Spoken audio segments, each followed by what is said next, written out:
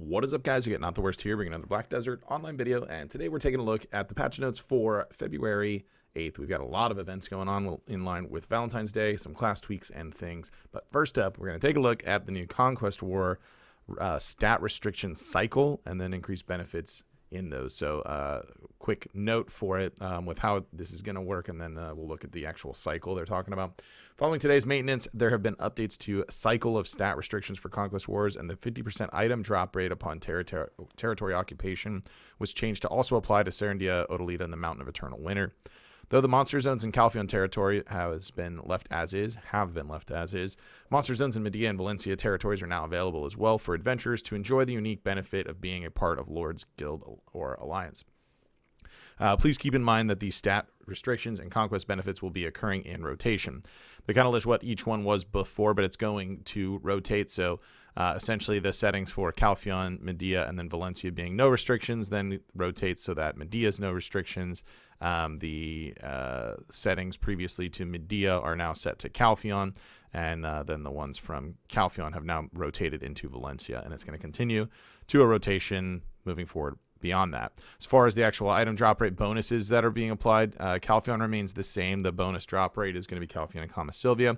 Medea changes up to be Medea, Odalita, and Mountain of Eternal Winter, and Valencia is now going to be Valencia, Serendia, and Drigan as well.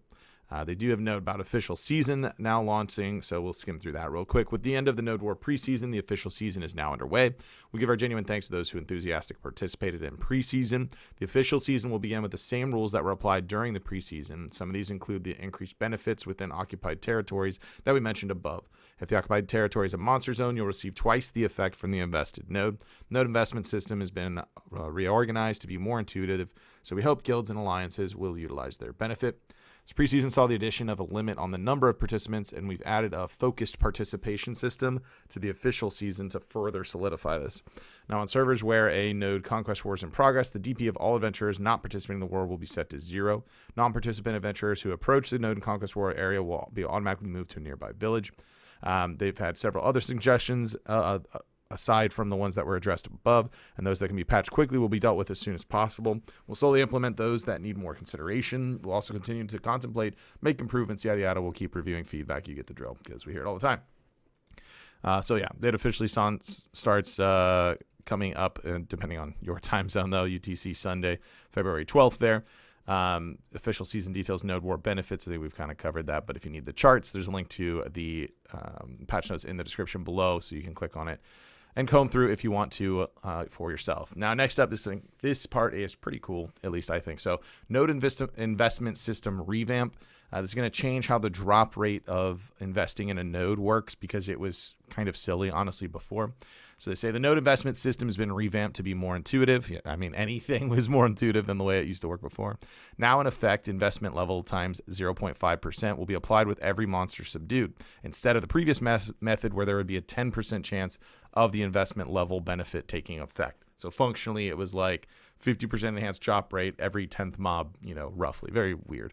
Node investment levels have also been increased from level 10 to level 20, making room for more benefits. Achieving level 20 will require that much more energy. So in order to balance this, reaching level 10 will require half the energy that was required before. So then they just kind of mention it from there. To note, though, the item drop rate from this can now exceed the 300% drop rate. But it cannot exceed the 400% maximum on Arsha. So if you're on a normal server and you have max node investment, you can actually get higher than 300% by utilizing that.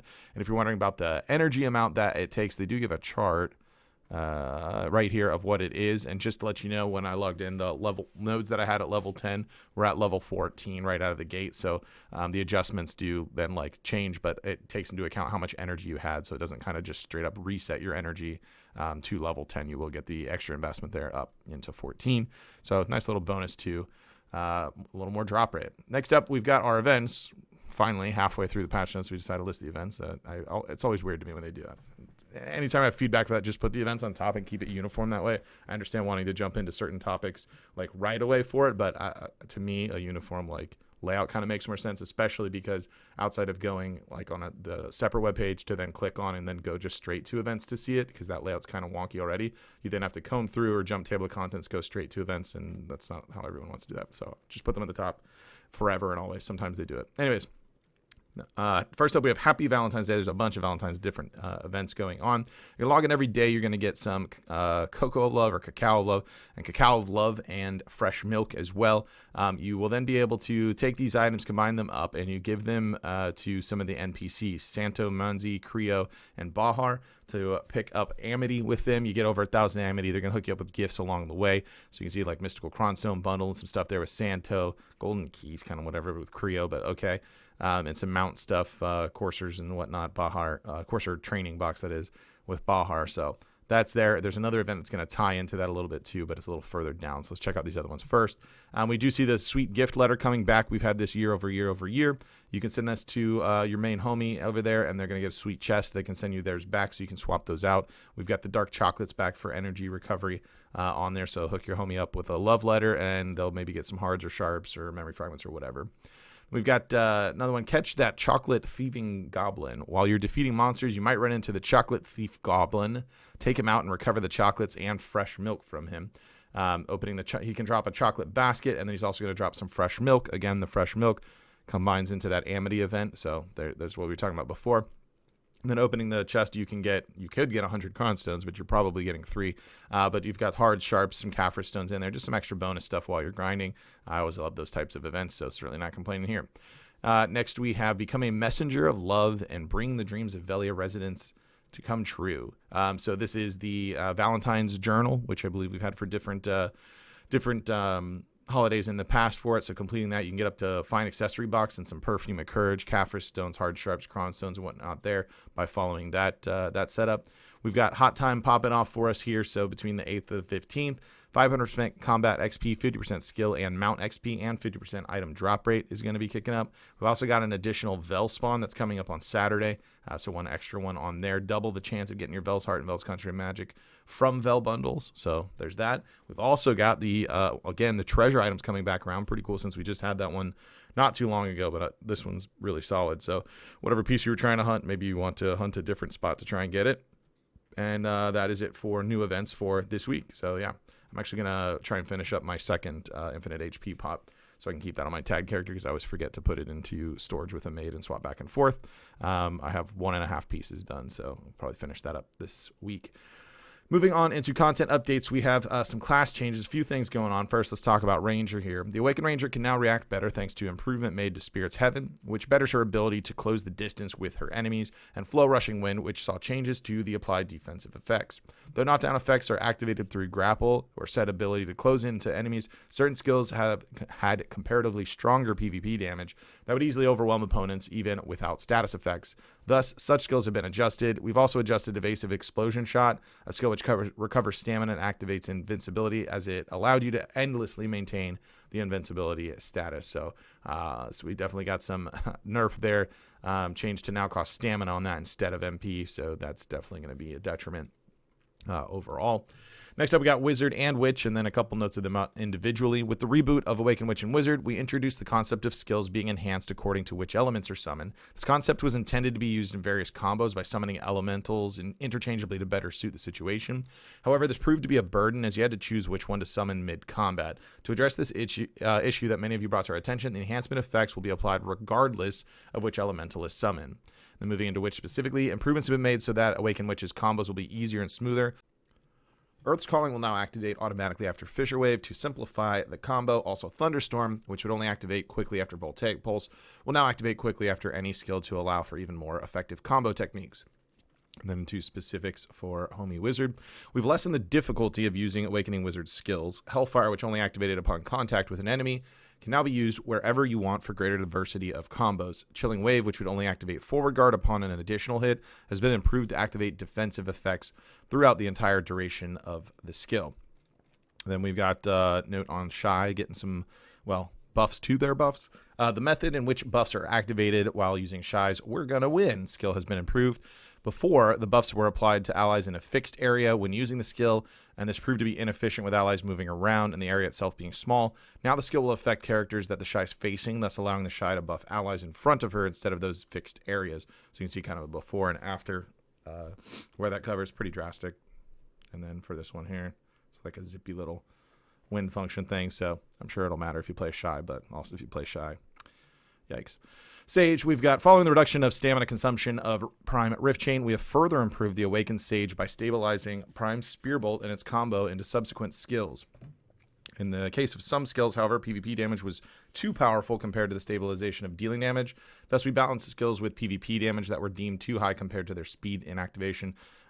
So yeah, straight up, just to note, it's legit just PvP damage reduction rate changes on those, so it didn't like lose any offensive anywhere else outside of PvP. Yeah, a little issue fix on Wusa, and then Megu has like a trillion little issue fixes, and then some changes on a few things. Removed MP recovery on Fox Spirit tag hits and the following effects to Bared Claws. Some fixes on just various things, and then the interactions from one skill into the other, which is pretty normal on new class releases. Content, do you want to note this piece and make sure that we didn't miss it, just so that everyone's aware? Note that a Dark Rift event will begin after February 15th maintenance next week, so letting you know now, don't bother running through your Dark Rifts. If you have them, save them for next week, because you're likely going to get better drops or whatever it is they decide to do. With those other updates, this is actually secretly kind of cool, or at least low-key kind of cool. Change the species of the Swamp Fogans and Swamp Nagas of Serendia Elvia from neutral to demi-human. Why is that relevant? If you checked out my demi-human damage grind video at Orcs, you can see it's pretty massive difference in grind there. Is it going to make this place like secretly amazing if you run like I believe it's called the Ein main hand and then like a green offhand and whatever, since you can easily hit the AP cap? I mean, no, it's not going to magically turn it into a great spot, but giving it a little more flexibility with weapons that you can use to get a little better performance is always going to be a welcome change nonetheless.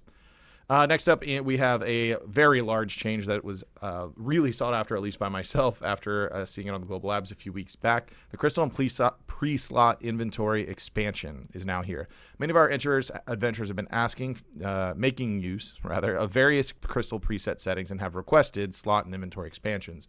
Following today's update, you'll be able to create up to 10 preset settings and expand your inventory for crystals up to 100 slots. Through quests, you can obtain one crystal preset additional one, which would give you 6 total right out of the gate, and a crystal inventory plus 5 expansions, so you'd have 55.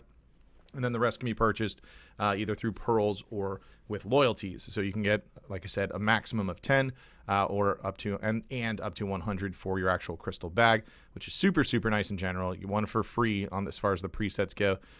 Is pretty sweet just out of the gate. As far as how much those are, we will check out the Pearl Shop over now, and we will talk about exactly that. It's pretty affordable loyalties-wise. First up, we have Wusa and Megu get the Karlstein outfit introduced, so there's that, as well as the Cabelius and the Divinus version of that. And since those are released, then we've got the Divinus sets available for the other classes. If you want to pick those up, it's 30-60 pearls to get those right now. You just need 1, 2, or 3 based on your class. And then we also have the female class Heidel Masquerade outfit set and male both at 1760 pearls if you want to pick those up. We've got some interior stuff available. I can't pronounce this, but some flooring, I guess, and then some wall stuff and curtains in a furniture set if that's your bag. Congrats, it's here. The Lawn Everwaltz Blossom Premium set is the weekly outfit that's on sale at 2720 pearls. And then we see the crystal expansions. It's 500 pearls to pick up an extra crystal preset, which isn't too bad at all. And then the crystal inventory plus 5 is 150 pearls to pick up that to get 5 extra expansions. If you don't want to spend the money on it, no problem. We got you covered. There's loyalties for that. An additional preset will run you 2,000 loyalties, and 5 additional slots will run you 1,000 loyalties. So if you don't want to drop the pearls on it, no problem. Next up, we've got Special Adventure Pack. This is 4340 pearls. It's got a premium outfit box, 15-day Book of Old Moon, and value pack, 8 inventory slots, and then 5 item drop scrolls, along with 5 Elion tiers. Then we have the Triple Maids box, self-explanatory, 2,400 pearls, 3 maids, boom. February Double All-in-One Festival. This is 1250 pearls, and then you select 2. You can select multiple of the same if you want. Select 2 from the following list: 30 artisans, 16 inventory, Mount All Skill Training Coupon, 33 energy tonics, 30 Tears of the Star, Wizard Ghost Fee, 5 Mount Skill Change Coupons, 80 Valk's Cry, or 33 Elion's Tears. And then as a bonus, you get a 20% discount coupon, 1 Golden Bell, 1 All We Need Is Love, 1 All Combat, and 1 All We Need Is Love Life, 5 item drop scrolls as well. This resets weekly, and then just something to mention for people looking for artisans and stuff, because there is a new artisan bundle this week. Talking about raw artisans you get out of it, this is like 20.8, a little under 21 pearls per artisan. The best that we ever get, I think once upon a time there was an 18 pearls per artisan, but that virtually never happens. Anytime you're around 20, it's very, very good for what the discount is if you're trying to pick those up. So just wanted to point that out because you can just select 60 artisans out of this bundle right here at 1250 pearls, still get this bonus stuff in really good shape. And we'll compare it to the other pack that they put in this week too. It's not as good when you're just talking about artisans. February Twin Outfit Pack is on sale, 2,900 pearls, and you can get Wusa and Wusa, classic outfit box, and then the Megu outfit box. And there you pick your choice of 2 in any arrangement you want of those. 20% apparel coupon, and then 2 All We Need Is Love combats to go with it. Then the Twin Outfit Pack 2 is 9110 pearls. You get 2 premium outfit box, and then you select 2 of which version of premium or reboot premium outfit box you want as well, with a 10% apparel discount coupon going on top of it. We've got February Double Growth Pack. It's 1,600 pearls. It's got 2 8 inventories, then select 2 of any orientation of plus 8 inventory or 20 artisans memory, and then a bonus 20% discount coupon, and All We Need Is Love combat buff. February Double Growth Pack 2 is 6,830 pearls. This gives you 120 artisans. Then you select either another 120 artisans, 900 cron stones, and then 80 memory fragments are yours in a bonus, as well as Enhancement Help Kit 2, 250 stacks, and a 10% function discount coupon. Just talking about raw artisans versus that other pack for it. This is 240 at 6,830 pearls, so you're going to come out around 28 pearls or so, a little under 30 pearls. So this is what I'm talking about with if you're looking at just artisans for pearl cost. This one's not quite as good. When you try to factor in the other items, you know, your mileage may vary, but these aren't going to be nearly as useful as those. So yeah, there you have it. February Adventure Support Redux 1, 1,650 pearls gets you a 7-day value pack, and then you can choose 2 storage maids of any orientation you want. Travel Aid 20% discount coupon comes with that, as well as 5 item drop scrolls, the All You Need Is Love Life version buff, and then 2 Laura's Teas. Then we've got the Redux 2 is 3,360 pearls. You choose 2 of your choice of 2 maids, 30-day Blessing Commissal, 10th day Azorb, or 30-day Book of Old Moon. A bonus 10% Travel Aid discount coupon, 5 item drop scrolls, 2 of Laura's Tea. Sweet Life with Ribbon Cat is 3080 pearls. You get the Ribbon Cat and 2 Ghost Fee with it, the Love Life buff item, and some feed as well. Arneus Wagon Set, 1,400 pearls. Arneus Frame, Arneus Wheel on it, and Wagon Registration Farm Wagon along with that. Then we have a few silver items here. It is the Silver Valentine Cupid Pack, 214 silver, and that's going to get you Valentine Chocolate Pack, as well as your choice of either the Cupid's Candy, Cupid's Halo, or Cupid's Balloon. We've had some of these exist before. I think some of those are actually new. I don't recall the candy piece. Personally, I do recall the little heart thing that goes over your head, though. So there's that. There you have it for this week's patch notes and Pearl Shop. Let me know what you think about what's going on in the comments down below. If you did enjoy the video, be sure to like it. If you're new to the channel, be sure to subscribe so you get notifications when new videos do go live. And if you'd like to catch me playing live, there's a link to my Twitch page in the description down below. Jump on over there, drop a follow so you get notifications for that as well. With that said, that's going to be it for this one. I want to thank everybody for watching, and I will see you next time.